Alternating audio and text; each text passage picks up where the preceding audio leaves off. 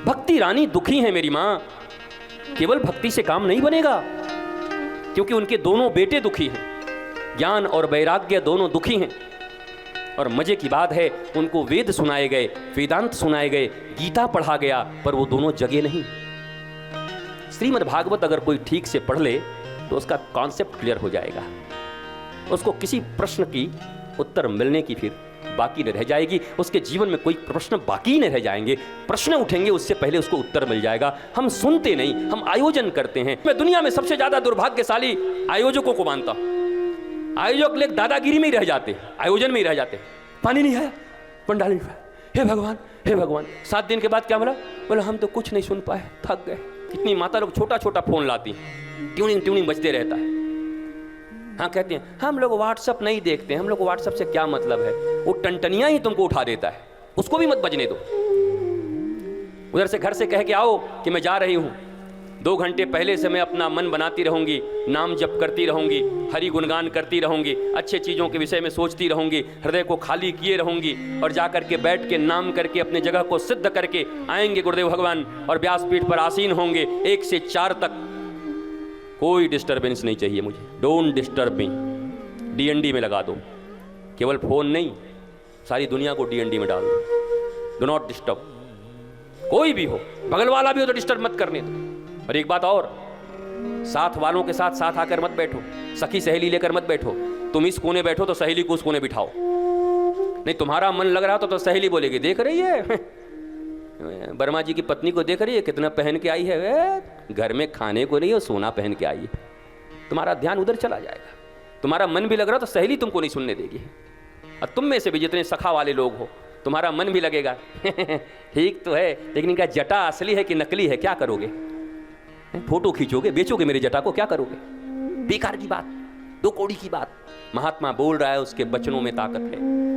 महात्मा बोल रहा है, उसके शब्दों में ताकत है। शब्द ब्रह्म है महात्मा के, संत के शब्द ही ब्रह्म है। उन शब्द ब्रह्म से तुम्हारे भीतर में जितनी भी जीवन की अज्ञानता है, उस अज्ञानता को मत कर निकाल लेने की क्षमता गुरु के शब्द में है। उनके शब्द से प्रेम रखो। और मैं तुमसे एक निवेदन और करता हूं, कथा सुनने जरूर आओ और जम के कथा सुनो। पर इतना जरूर कहता हूं, कथा तो मेरे मुख से सुनना, पर प्यार करना हो तो बंसी वाले कन्हैया से प्रेम करना, मेरी तरफ देखने की।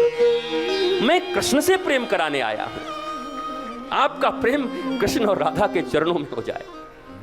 जिनके जीवन में आ गई राधा, उनकी मिट गई सारी बाधा।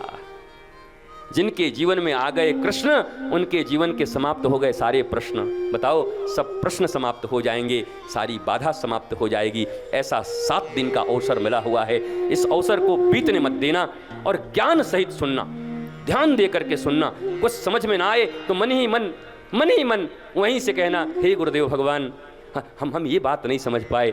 हे ठाकुर जी, हे राधा रानी, कुछ ऐसा काम करना कि फिर से ये बात आ जाए, एक दिन और अच्छे से समझा दें। और पक्का मानो, दिल से पुकार लोगे और जो चीज़ तुम्हें समझ में ना आया होगा, किसी न किसी प्रसंग में फिर वही बात आ जाएगी और तुम्हारे भीतर वो बात अटक जाएगी आकर के। श्री कृष्ण को लिए बिना जाना मत। पांडाल में आए हो तो कम से कम मुक्ति तो मिल ही जाती। श्री कृष्ण की कथा जो सुनने आता है उसको मुक्ति तो मिल ही जाती है। ये सांत्वना पुरस्कार है। होता है ना कि किसी खेल में भाग लिए हैं तो सबको सांत्वना पुरस्कार मिलेगा कुछ ना कुछ। ये तो पक्का है, मुक्ति मिल जाएगी। पर याद रखना, मुक्ति में तुम्हें भगवान के पीछे भागना होता है और भक्ति में तुम्हारे पीछे भगवान भागता है। तो पांडाल में आना तो मुक्ति के चक्कर में मत रहना, भक्ति प्राप्त करके ले जाओ। काहे को मुक्ति के चक्कर में पड़े? वो भी कितने लोग मरने के बाद, महाराज जी मरने के बाद मेरी मुक्ति हो जाएगी। अरे मरने के बाद तो ऐसे ही मुक्त हो जाओगे।